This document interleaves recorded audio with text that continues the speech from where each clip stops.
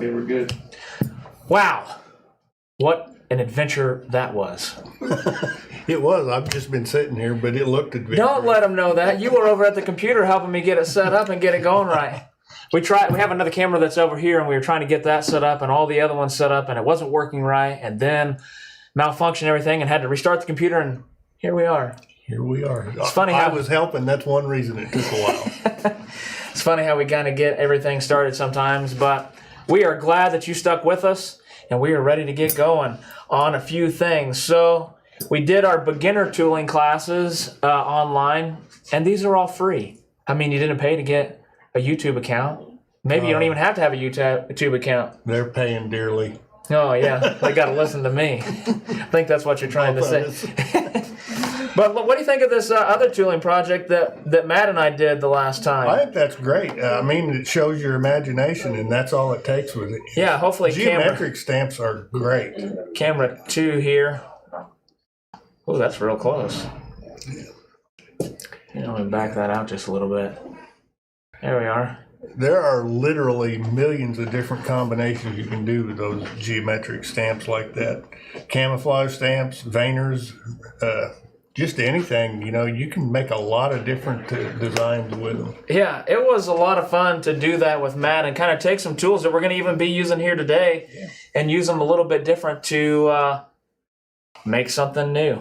Yeah. So look out later today on Facebook. This is a little junior legal pad, so you can put a legal stuff over here and then the legal pad over here. Going to be giving these away, and this is a clutch, an envelope. Clutch purse, yeah. Yeah, a little envelope clutch.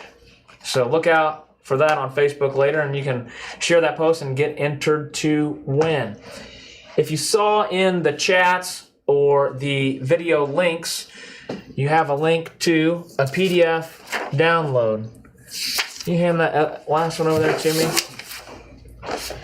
So we have page number 1, just kind of an introduction to the packet, and you have on this side, you have the steps that we're going to be doing to take care of that. The pattern that you're going to be putting on your leather. We already have it on our leather. We did that in the beginner series. Yeah. We don't want to go through the whole thing again today because we've already been through. We're in the intermediate class. Yeah, we can touch on it as we go, but you can take this, put this on tracing paper, and then you can get it transferred over to your leather from your tracing paper. And then the last little bit, we're on top of it this time. Yeah. Last time it took us a while to get to this, but maybe you can see it there. Let me put it down on there. Maybe Chad can switch to a camera and we can see it. But we labeled our tools, so we have the flower center, the bar grounder, or the 888 is what we used in the matte back grounder. Yeah, a matte back grounder. We used that one in the beginner series. Undershots, leaf liners, but there's all sorts of tools listed out there for you, so you know which ones to use where. Yeah, in the novice beginners class, we had I believe there were 7 different basic tools. The main difference between this class and that one is the features are going to be a little bit tighter. There are scallops in this one, which we didn't have in the beginners class. Mm-hmm. And there's a few more tools involved. I'm going to teach you some techniques that we didn't go over in the beginners. Yeah, well, last time we did a coaster, so there was 1 flower. Yeah, 1 flower. Now we have 4 flowers and 2 different types of flowers. So we have 1 type on this side and then another type on the other side. Yeah, and 2 types of leaves. Leaves and flowers are the backbone of the Sheridan style carving. Most people think the scallops are great, and they are. But I've simplified a lot of it with some just curved leaf flowers, and it works out well. But anyway, to get started, let's go through these tools that we're going to have. We have the swivel knife, which you had in the beginners class. Next, we have 2 different undershots, and these are tools that we didn't have in the see if you can show them to this one over here. Beginners class. But they're just like a smooth beveler. They're a little bit steeper, and they call them an undershot because when you set them, they actually dive underneath your cut a little bit. But we'll go through that when we actually use them. And the next are the bevelers. You have this large beveler, this PB13. We've got a PB12, which is the same beveler, is just a bit smaller. What would we use a smaller beveler for? Tighter curve. That's basically a beveler. You use the biggest beveler you can use without leaving tracks. And when you get into a tight curve, if you have a long beveler, you're going to leave a track behind each stroke. So you use a smaller beveler to hopefully eliminate. We may have some snow tomorrow, so I can leave some tracks in the snow. You can leave some tracks, yes, sir. Okay, next, I brought this A88 to 888 matte backgrounder. I use a bar grounder in my carvings a lot of times, and y'all can use these, but if you're fairly new at this, I would steer away from them and stick with your matte backgrounder. I think you'll have better luck for a while. So with those bar grounders, is it more of a pattern that it has with it as opposed to the matte backgrounding? It's just all a bar grounder is a line of small seeds, and it's hard to keep them lined up where they don't just look point that mushy. bar grounder over this way, and I'm going to see if I can get it on there, and then we'll switch to this camera, maybe. And there are a lot of different bar grounders. See there's what a lot. that looks like there. They can kind of see that there, yeah. But if you notice, it's just a line of beads. And the only difference between them, there are different sizes, but you also need one with 7 or 8 beads on it.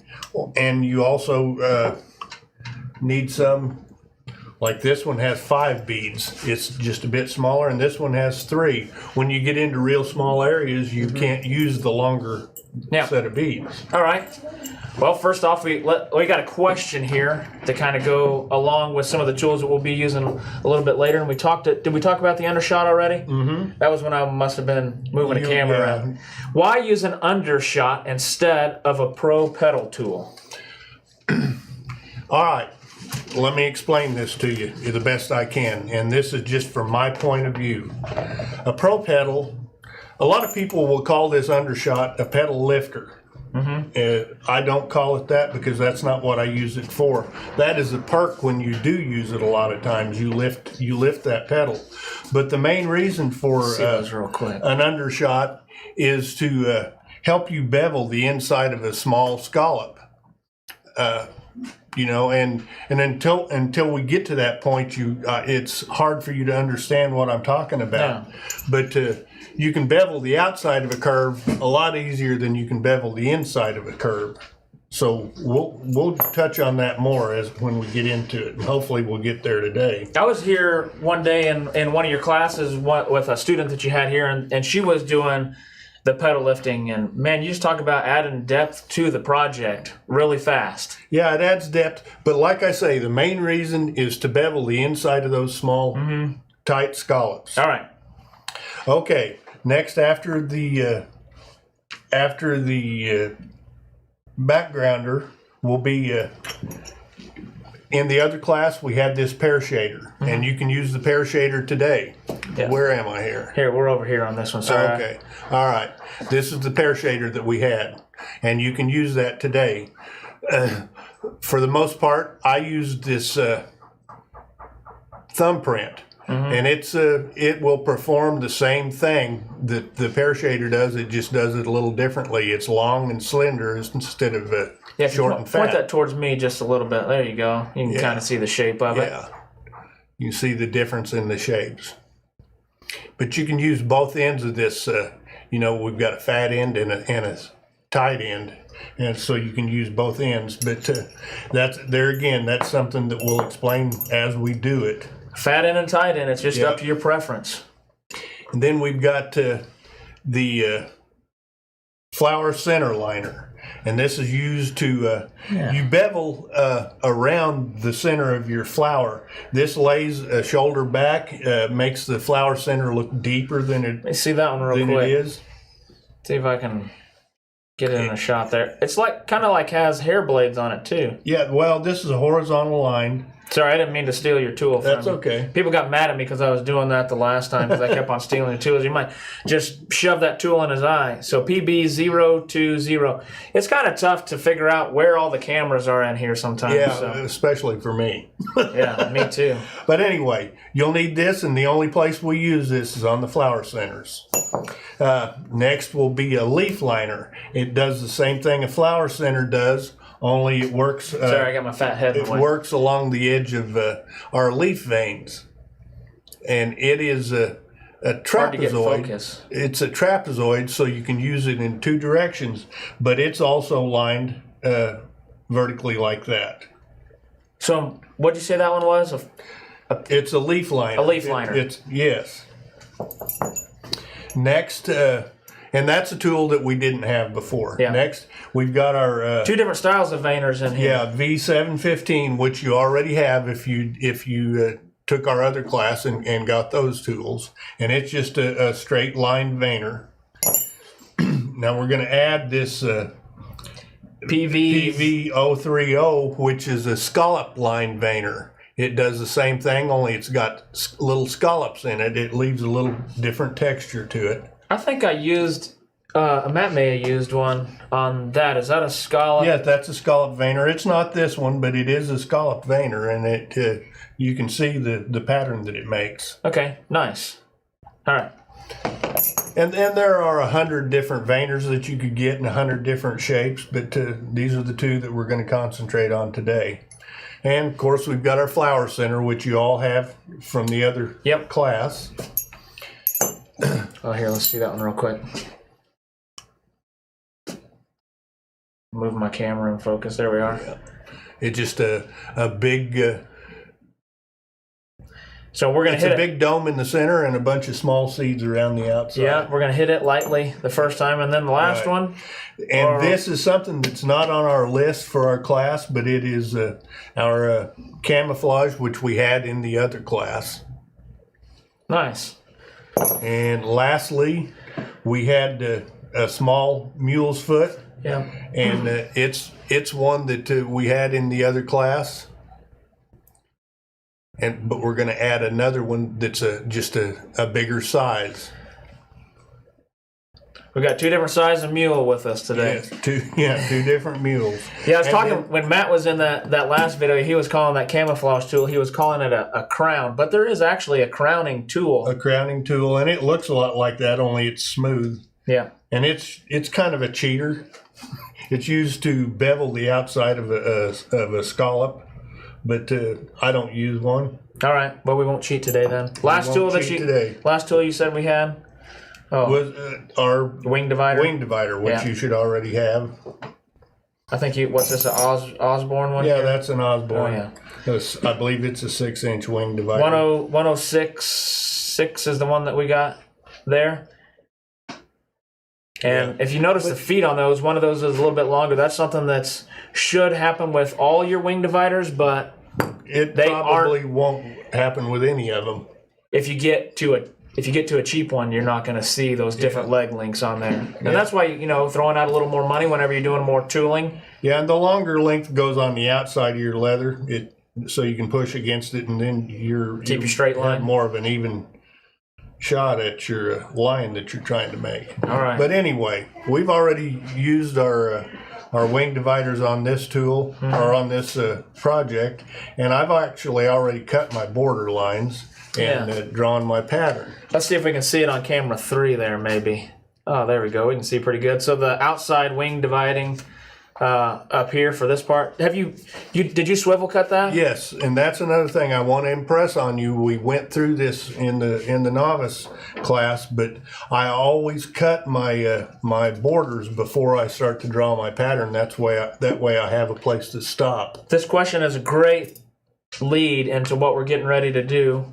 Did you use the swivel knife while the leather is damp? So I can feel your leather is wet at the moment. Yes, you always moisture content. We'll harp on that a lot. It's very important. You don't want your leather wet, but you do want it damp. You want it to be turning back to a natural color. This, as you can see, it's kind of splotchy. It's kind of dark. It's not ideal. Yeah, a little bit lighter down here across the bottom. But here's one that I've already got cut. And this part that I've got right here, that's an ideal color because it's almost back to a natural color. But nothing's ever going to be perfect. So we're going to start cutting this pattern as is. You want a little more moisture in your leather when you're cutting than when you're beveling. You want it to be fairly dry when you bevel. But anyway, you and Kevin did a great video on swivel knife tips. I think we did it last Wednesday. First thing I told you last time, every time I pick up my swivel knife, I'll strop it. And I would suggest you do the same thing. It will make you be able to cut smoother. Let me hold that strop there, and can you move your other arm out of the way maybe? Then we can see what we got going on. And we're just holding the angle that's on our blade, right? Yeah, and it doesn't have to be perfect, but you want to be about that same angle. You don't want to be steeper. You don't want your knife like that. You want it down like this because you're just polishing the edge of that blade. Now, if you'll notice, there's a whole bunch of residue on there. Bunch of gunk. Yeah, so I'm going to wipe that off because it will get on your leather. It can be cleaned off later, but it will make you grind your teeth in the meantime. It's just going to have a bunch of gray marks on your pants there. That's right. And that's another thing I want to tell you about. If you'll notice, this piece of leather has an imperfection right here. Oh, let me focus that camera. Hang on just a second. Yeah. There we are. When things are said and done, you will never see that. When you're tooling something, a lot of people think they need a perfect, smooth, clear piece of leather to tool, and that's not necessarily so. You want it nice and firm, but if there's an imperfection or two, I generally don't worry about it. This one has actually a nick out of this petal on this flower, but when it's all done, you'll never see that. Do you remember that other video that we put together? And we were using a rough piece of leather. Yeah, it had flea bites all over. Oh, it was awful. I think I called it a mosquito bit my leather or something along those lines. Yeah. And there were some pictures from before, and there was pictures of it afterwards, and some of the videos kind of going along with it. And it was highly imperfect. Yeah, it's about like the skin on me. It was, and I see people all the time saying, "Is an A grade piece of leather the same as a number one? And should I always use A grade?" You don't have to. You don't have to. An A grade and a C grade are exactly the same leather. One has a few more imperfections than the other. What would be the biggest difference between using an A grade from Herman Oak and an A grade from import? You're going to find huge difference there between, even if you did a Herman Oak A grade and a Herman Oak Craftsman grade. It's going to cut very similar between the Herman Oak A and Craftsman. The way it cuts and the way it tools will be exactly the same. When you get into a different brand, whether it's an import from us or another veg tan from somewhere else, that's going to be the difference. And I'm sure you used lots of different types of leather between Herman Oak and other ones. And in your experience, Denny? Basically there are only two vegetable tanneries in the United States right now, and that's Wickett and Craig and Herman Oak. Both are good leather. I like Herman Oak the best myself. It's a lot firmer tannage than the Wickett and Craig, but that's just my opinion. You know, there are lots of great toolers that use Wickett and Craig, so we can't demean those. All right. I would agree. And I know there's a lot of people that even follow our videos and other places. Leatherworker.net is a forum that we advertise on, and I'm on there as well and kind of chat with the people, and they promote both of them. They like Wickett and Craig, and they like Herman and Oak. Or Herman Oak, not Herman and Oak. Anyway, question. What blade, before we get swiveling, what blade are you using, and what would you recommend? This is the hollow ground 3/8 blade, straight. That's what I use on just almost everything. I do have a 1/4-inch straight blade, and it as far as the way they cut a hollow ground and a straight ground blade, you won't ever notice a difference. The main thing is have them sharp and have them at the right angle. Yeah, I think we just didn't see it when you flipped the knife over, but we are stropping both sides of the blade. Yes, when I strop, I'll strop on this side, and then I'll actually twist the blade over. But I'll do that on every stroke. Right, I think it's just hard to see because you're just swiveling it real quick with your finger. But that way, if you strop it the same number of times on both sides, you'll keep your edge in the middle. Something that Kevin was talking about in that last video. What happens if one edge of your blade gets dull? What do you do? Okay, he got me on that. Yeah, he did. Now I know. You turn the knife around and use the other edge. You knew it anyway. You just you were getting to the bigger point of strop it again. Yeah. All right, keep going. Okay. Where was I? Okay. I've got my border cut. I've got my design drawn on here. Mm-hmm. Now, and I told you this in the first video. The first thing I do, I'm going to lightly set my flower center. So we're going to cut our borders, trace our pattern. Now we're to step number 3 and lightly set our flower centers. Yeah, if you'll notice on our pattern, there is no flower center on these patterns. So you got to set your flower center before you start cutting. That way you have a place to cut to. And that's why there isn't a flower center drawn on there, because you can use a different size flower center and accomplish basically the same thing. Did we tape the back? Oh, we did tape it. So that's another thing I forgot to tell you. The backs are already taped on this. If you don't tape the back, you're going to stretch. We had kind of a comment as you go on. I'll read it. You keep doing your. Okay. You cut a little bit, and then we'll talk about it. When I'm tooling veg tan, I have not put tape on the back of my project. I just deal with the leather stretching from the tooling effects. But Denny said to put tape on the back to keep it from stretching. Will you have to clean the leather where the tape was after you're finished? And I know a little bit about this because I taped the back of those. Kind of where you put the tape, you're going to have a little bit of residue, and it may not pick up quite as well. If you do stain the back of it, have you noticed anything? Is there any way that you can alleviate that? On occasion, some of the tape will stick. Generally, the back side of a piece of leather isn't the finished side anyway, so I generally don't have to worry about that.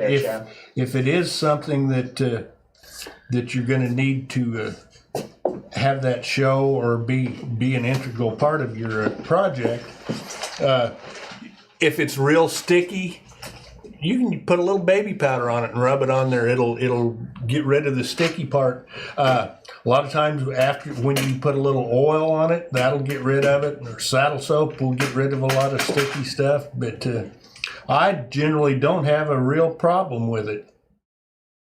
So I don't worry about it a lot. A lot of people worry about things they don't need to be worried about too.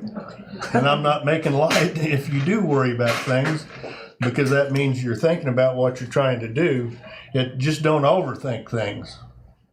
Let's see. I'm trying to get this camera in the right spot, Denny. Being left-handed, you're good. You keep doing what you're doing. Okay. If they hear tripods moving around, I just wanted them to know why things are sounding noisy. Okay. Just trying to get the best shots we can. Okay. One thing I want you to remember: this swivel knife is called a swivel knife because this blade does swivel. You don't have to use your wrist and your arm to make a curved cut. Turn that knife. Twist it with your fingers. And remember to feather the end of your cuts out. That's another thing that will make your project look better. If you just end a cut just bluntly, that's what it's going to look like. So you're trying to give everything a 3D effect. So you have to use a swivel knife when tooling.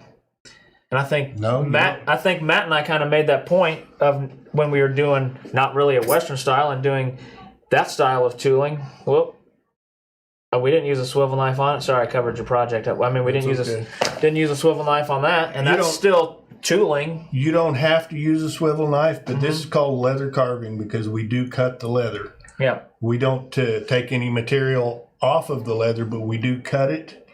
We carve a design on it, and then we stamp the design afterwards. If you're working on a real thin piece of leather, and I think Kevin touched on this when we did that swivel knife video.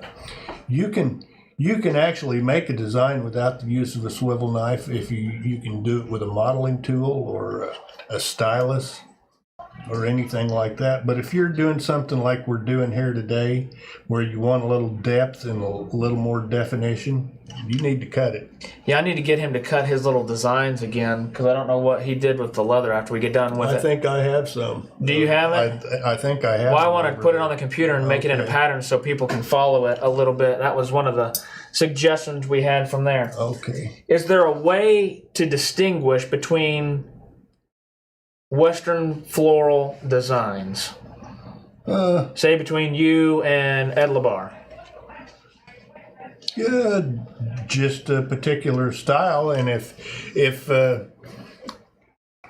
you follow one person and see what they do a lot of, you will notice a difference between them and what another carver does. But, so when you're doing your flowers and stuff like that, your decorative cuts, would you say that's kind of the signature of the artist? I guess. I don't know. I never considered myself having a style of my own, but I guess I do things. I do things pretty unorthodox a lot. I know that. So I guess I do things that a lot of other carvers don't do. Yeah. But if you'll notice, if you're watching me cut this, I'm letting my swivel knife do most of the work. I'm not moving my arm at all. In fact, I've got my wrist down on the table here.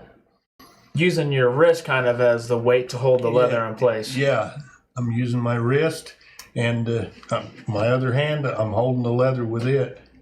You can use a dead weight if you want to, but I don't. Now, I did turn the leather because I'm getting ready to start another feature on this. So when you're starting kind of from the center of the flower and moving out away from it and lifting as you get to the end of your cut. Yeah, when I say feather your cuts out, let's look at this one cut here. I started up here at this end, and I cut this direction, and I did feather this out a bit. But this line goes into this other line on this. It's a leaf. Yes. So I didn't necessarily have to feather that out. I did. But if you look at this flower petal cut here, that stopped abruptly, and that's fine. But then you look at this little cut on this little turnover here, it's feathered out. Every cut that ends up out in the middle of nowhere, you should feather out. If you look at this line, it just feathers its way out. It starts deep and heavy, and then ends up it just floats out into nothing. All right.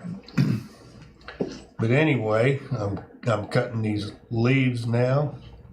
I generally start with my flowers. I think we went over that in the beginner's class. I'll start with my flowers, and then my flower stems, and then I'll go to my leaves, and that's a rule of thumb. It's not cut and dried. I mean, sometimes there's circumstances where you can't go in that exact order, but that's generally what I try to do. See, I feathered that cut out. Here I am, feeling like Bob Ross again. I'm just making happy little cuts. But another thing is to remember the flow of your pattern. You know, everything goes towards the center, and in your vines, the center keeps going away from you. So you want to flow where if you continued that cut on out, it would go towards the center of the bottom of that stem, wherever it ended up. Yeah. But I don't know how much of this you all want to see as far as my swivel knife. So you brought two different knives in with you. You have a different swivel knife. Do you switch back and forth between them, or do you just mainly use the same knife for all of it? Okay, I told you I use a 3/8. This is a hologram blade, and it doesn't matter if it's hologram or straight. I do have a 1/4 inch blade that I use a lot of times for my decorative cuts. I won't on this project. I'll use this same knife, and I could use this one. I just brought 2 knives for some reason today. All right.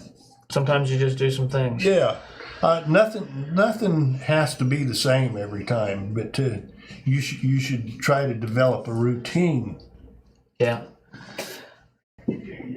Make sure everybody's kind of good on this swivel knifing part, and then are you just going to cut the rest of your pattern? But we have one. Yeah, I'm not going to cut the rest of this pattern because time constraints kind of detract from that. So if everybody's good there, if you have any other questions on the swivel knifing part or some other tips and tricks that Denny may have, shoot those in the comments, and then we will run back and answer those. Okay, first thing I would do after my pattern is all cut, the first thing I would do, which I'm not going to do here today, would be to bevel my back or my border line all the way around. After I've done that, so this one we have all cut. Yes, it's all cut. And people always ask, how do I know which side of a line to bevel on? Your beveler actually depresses your leather. The side that's depressed is the inside of your cut. This border is actually meant to act like a frame, like on a picture frame. So you want to bevel so that it looks like your design is underneath that frame, just like a picture would be in a frame. So it'd be like this still flows, but it goes underneath the top side, and the smooth part of the leather that you left is the frame. Right. Let me bevel this one line on this so maybe people can see.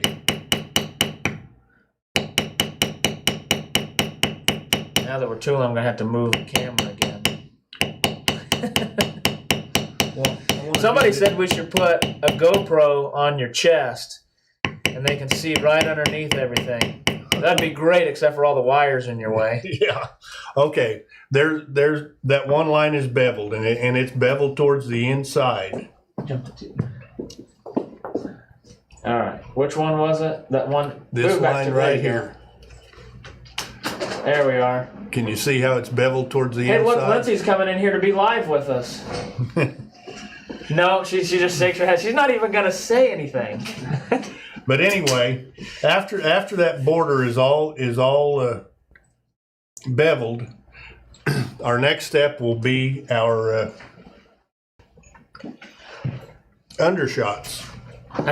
Now you have 2 sizes of undershot, a small and a large, and where you're going to be using these are these scallops on these flower leaves and flower petals and the leaf scallops. And I'm going to use them everywhere there's an inside curve. I'm going to do one right here.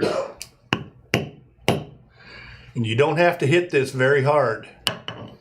But if you see what that did, that beveled that whole inside of that scallop. I'm going to go around and do every scallop on this flower. All right. And when you're using thin leather, if you hit this tool very hard, you will cut all the way through your leather. So you need to be careful. It kind of has an edge on it? Yes, it has a fairly sharp edge. But I'll set it lightly, and then I'll give it one more pretty good shot. But that's all you need. And if your leather is real wet, you're going to have trouble with it. So let it dry a bit. This is just about perfect, the way this leather is right now. All right, let me see if I can get this camera so we can see what's going on. And here I've got a little bigger scallop, so I'm going to use this bigger tool here. You use the one that fits the scallop the best. If you're into a real tight scallop, you want to use that smaller one.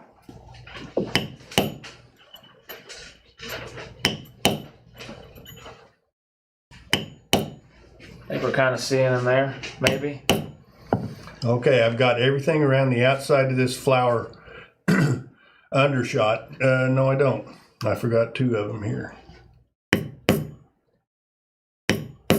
Okay, now I do.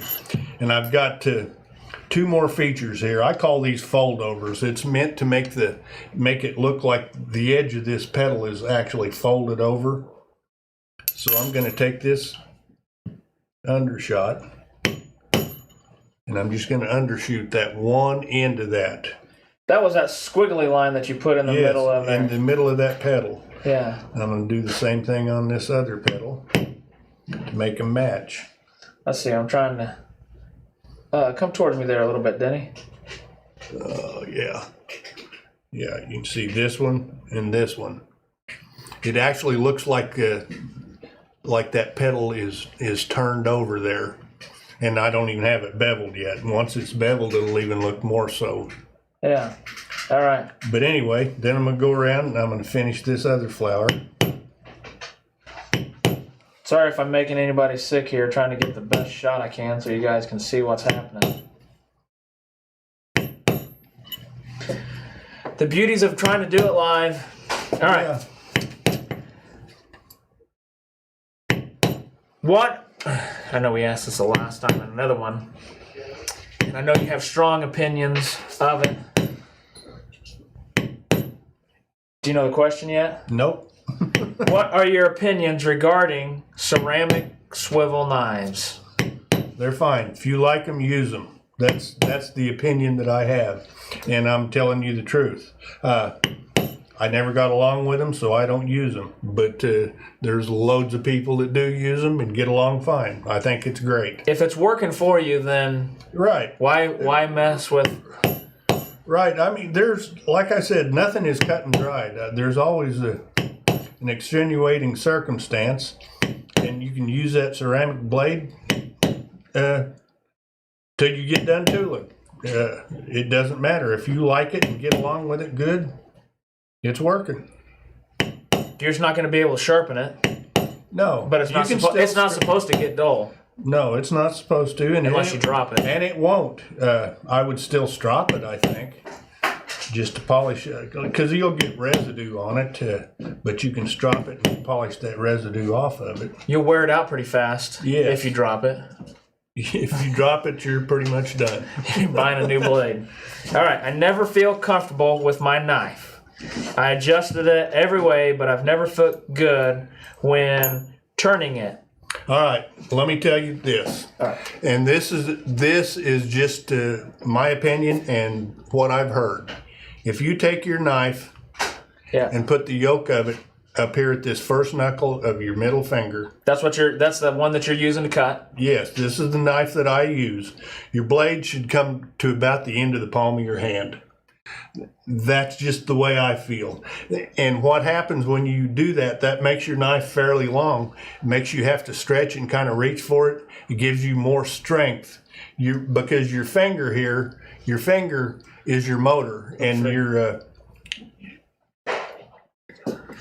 all right, I think this finger is your motor, and these two fingers and your thumb is your steering wheel. So if you're kind of stretched out there, you have more power and actually more control over your knife. If your knife is too short, you end up holding it like this. And I've seen people, they really got to hunker down over their knife. Bear claw on it. Yeah, but if you put your knife, I always kind of, as a rule of thumb, this first knuckle here is where I hold my knife. Now, if you'll notice, though, a lot of times when I'm making a cut, I'll come around, and if I get to a place where I can't quite reach it, I'll turn it all the way and slip this knife back and push my knife. If I were you when you are starting out, don't try that. Just turn your leather. But you know, your knife, it's pretty versatile. Most of the time, you're pulling your blade towards you instead of pushing it away from you. And as far as you don't feel comfortable with your knife, use it more. Use it more. Use it every day. One of the great things that I think that we have here is those small bags of tooling scraps. Right. Man, just draw a flower out, find a pattern, and then do it. You're just practicing. I was working at a saddle shop in Wyoming, and this young guy, I was like 45 years old, and this young guy in his early 20s came in, and I mean, he was tooling up a storm. The most beautiful tooling I'd ever seen in my life. Mm-hmm. And his name was Trajan. And I said, Trajan, how did you learn to carve like that?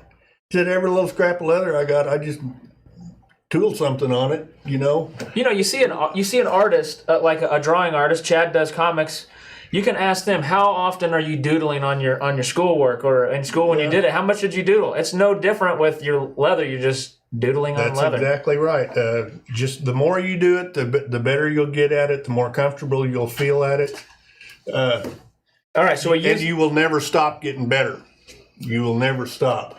Yep. The more practice makes closer to perfect. We're not going to say extremely perfect. Okay, so we lifted our petals, and the question we have here, so unlike the Pro petal thing that cuts the leather as you push it under, the Undershot does not cut into the leather? It shouldn't. That's not what you're trying to do. Like I said, what you're trying to do is bevel the inside of that curve.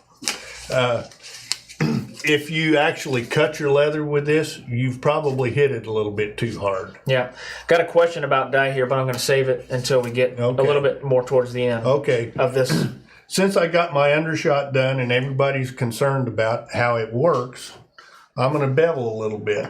And I've got two bevelers here. I've got a large one and a small one. And I'm going to start here at the center of this flower. I start at the center and go towards the outside. Now I'm going to stop right there with that big beveler. If I was doing this as a project and I wasn't trying to teach anything, I'd do all these flower petals that long straight line with my big beveler. Then I'd put it down. Now, see, I'm getting ready to go around the outside of this curve, and that's a pretty tight curve on the outside, so I switched to the small beveler. Now you want to be, Kevin says careful, and I agree with that. More than anything, you want to be meticulous. You don't need to hurry this. But when you get to that scallop part, you just kind of breeze through that. All you kind of do to the scallop part is clean up that line that you made. But if you can see that I've beveled. If I had to, and you scallop to the petal lifter that you used. Yes, I scalloped right through it. You beveled through it? Yeah, I just kind of whizzed right through it, and the only thing that I really worried about was cleaning up that outside line. See, when you use this, and I don't know if you can see this on the camera, but there's a line right here where the outside of that Undershot was. But when I bevel around that, I'm just going to bevel through this one little part here where this one line is real noticeable.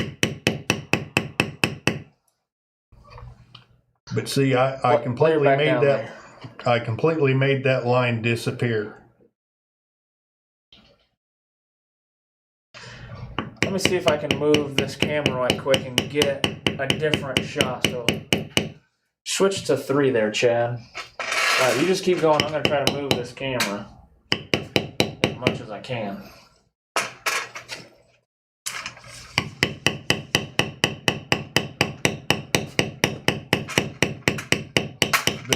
A lot of people, they don't like beveling these small parts. They say it takes forever. Well, if you're in a hurry, you probably got the wrong hobby or the wrong business. It's not how fast you go, it's how good you can do this. You want to take your time and just do the very best job you can. And a lot of times that means you only move your tool just a very fraction of an inch every time you make a stroke with your maul. All right, try that one, Chad.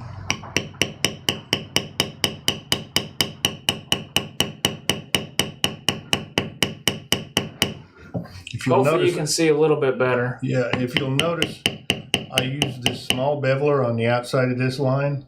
It's a lot harder to make a long, smooth bevel with this short one.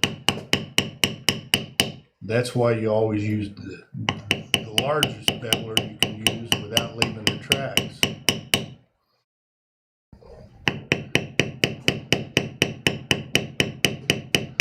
Okay, now I'm to a long straight section, so I'm going to switch to my big beveler.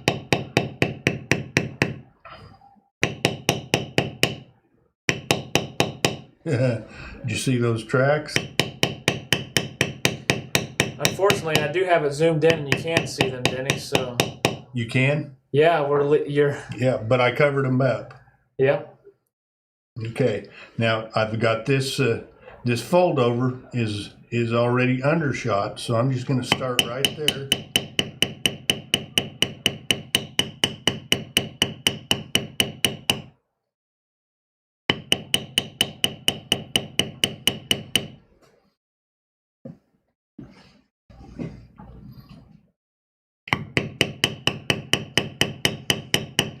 Hang on a second.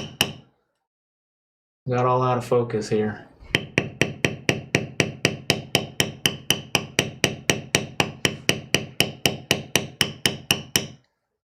All right, try that, Chad.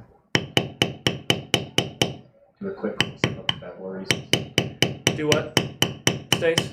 A quick close-up of the Bevelers. Oh, can you lay that down on the... Lay your beveler down so we can see what one you're using. And it is... Oh, turn them back towards yourself just a little bit. Do they have a crosshatch in them? Yes, they do. Yeah, these bevelers are the same one. These are my own personal bevelers. They aren't the ones I got but they are exactly the same shape, do exactly the same job. Mm-hmm. All right, carry on. Okay. And I think we have those will be listed on that PDF that I gave to you. Yes. In the description. All right. Okay. I'm still on this one flower. Don't get discouraged when you're beveling these flower leaves, petals. Just keep at it. Pretty soon you'll be done and you'll say, wow, that wasn't so bad.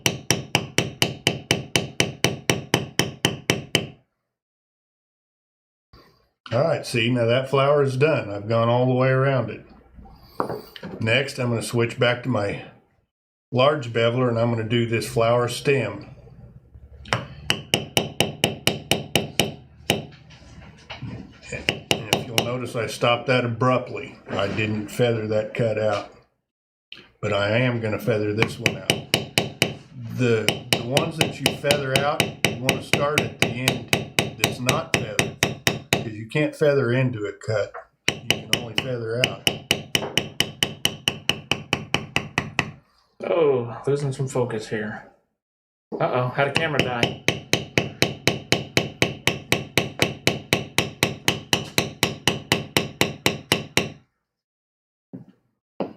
But you just want to, don't go faster than you can make your beveler go. If you've got to go like this and move your beveler, do it.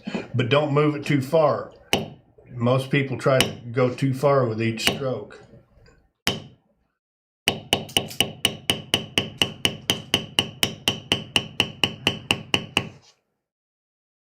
Okay, that flower petal's done. Here's this little, or that flower stem is done. This one little chicken neck is kind of the end of the pattern there, so I'm going to do it. I'm going to switch to a small beveler to go around the outside of this curve.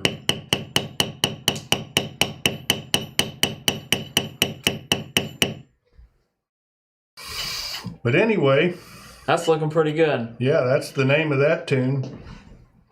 I would go through after. Of course, I've already beveled all my border line, and I've done all my undershot. After I get done with all my beveling, then I would start the background, and I think we should save that probably till next. We probably week, will till next week. Try holding it up towards that camera over there towards Abigail. Yeah, nice. But that's just a very small part of this that's beveled. These other flowers are pretty straightforward. We did one of those on the beginner's pattern, I believe, if I remember right. I think that is the kind ones of a that we did. dogwood, yes. But it's pretty straightforward. Look how cool that looks on the backside. Pushing that water through there. Yeah, a thicker piece of leather, if you're doing saddle skirting or something, it probably won't show through like that on the back. This all right. Thin leather, it does. So according to our direction, we did 1 through 7 so far. Yes, if I was finished beveling, step 7 would be done. So just make sure that you're beveling the side that you want to lay down. Mostly you're going to lay it down towards the background. And then you'll bevel, or you'll background on the side that you beveled on as well. Yeah, I'll have this all And you have beveled next week when we come. And I'm going to show you, a lot of people say, which side do I bevel on and what's background and what's not background. We're going to kind of go through that next week. And I think picking out the parts, and that's where this one's going to come in handy as well. So you can see the finished product of what you're tooling on, and then hopefully that'll help you beveling, get through most of your beveling for the next session next Wednesday. But I got a question here that says, what die do you prefer? I don't use a lot of dye. When I do, I use Phoebing's Pro Dye for the most part. Mm-hmm. And I know you haven't messed too much with that water stain. No, I haven't. But the black Finichi water stain is pretty impressive. You know, it lays down a nice color of black, and I've been successful in it as well. But the other one that I would say Pro Dye, but most of the time I'm just putting Neat's Foot on there and then that antique gel. That's what I finish with almost exclusively. Yeah. Almost exclusively. Almost. Remember, everything is just for the most part. But any other tips and thoughts on to finish up what we have going on here? Yeah, if you will if you will study this pattern and look at your background. Yeah, hold that up. Just point towards that camera there. There you go. Just try and realize what the features are of this vegetation that you're doing. You know, everything that's not a leaf or a petal or a chicken neck, as I call it, is background. Yeah. Here, I'll hold it, and then you can be able to see to point at it. And everything that's background needs to be beveled down. That's the under part of your. Just pretend like this flower and all the leaves and stuff are laying on top of that background. So you want to bevel that background down. Nice. So we're kind of mostly doing that background. You can see on there, if it's background, if you're looking at this and it's background, that's the way that your beveler is going to be going towards. The fat side, the end that's higher up is going to be towards the background. Right. If we're looking at our beveling tool here. I don't know if... So this part would be towards the background, and this part is up against where we're beveling, and then so this is going to be towards your background. So it's hard to visualize. Do a lot of tooling, and it'll come to you more and more each time. The main thing is just realizing what are the features of your design that you're doing and what is the background. And we'll talk a little bit more about that next time and go over that. Or if you're close to Springfield, Missouri, and you got some Saturdays available, you can come watch it in person and have Denny show you, and you can talk and actually see the tools in the hand and which way you're beveling. How often do you wet the leather while you're tooling to keep it the correct moisture? Can you damage the leather with how often you wet it? No, you won't damage the leather. I'll say this: if the more often that you wet it, the more of a pink red color is going to take. But that too depends on how much sunlight and ultraviolet light the leather has already had on it. Some leather is really light colored, especially Herman oak. If it's really light colored, it's probably fairly new and hasn't had much light on it. If it's pretty pink, it's had a lot of light, and the more water you put on it, the darker it's going to get. It's never going to get real dark until you put some oil on it, but then it will darken considerably compared to something that hasn't been wet very often. If you are tooling 4 or 5 different parts to a project and you wet one of them more than the other, you're going to have a color difference.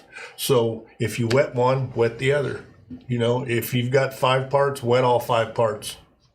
If you wet them 20 times, wet all 5 of them 20 times. Even if you're not working on them. If you aren't working on them. That way they all get the same moisture content. They're all getting the same amount of wetness, and the color change between them is going to be the same. If you're really particular about the color of your project, that's what you need to do. All right. Well, that's intermediate tooling and carving. Size of the mill. 15 ounce. Abigail, you want to get in there? 15 ounce Edla bar. That's an edible bar. So I know when he does his nice. That was Abigail's appearance there for you. I know he does some tooling classes as well. I believe that he charges for his, but excellent content that is in there, and he actually uses the interior wallet pieces whenever he's making his project. I'm gonna see if I can't get him hooked up on a way we can get him on a video, and we can have a question and answer with him, and you guys can shoot the breeze. Yeah, I already thanked him once for that. He gave me this maul. He sent it to the store and said, "You need to give that to me." Did you mention where they get the reference guide? Oh, the reference guide and all the other stuff that you can get with it. You download it on YouTube. It'll send a link to our website, and you'll be able to find that file on there. I put it at the beginning of the comments on YouTube Live, and I believe it's also on the Facebook one. And if you haven't got it, shoot us a direct message on Facebook, and we'll shoot you the link over. But we're going to try to put it in all the video descriptions as well, so you'll find it there as well. Any parting words, Denny Lowe? Tool a bunch. We'll see you next week. All right. So long. If you want, finish beveling this if you want to. If you're concerned, wait till next week and we'll go through some more of it with you. Sounds great. Thanks, everyone. But tool something. Pull it up. Tool it up.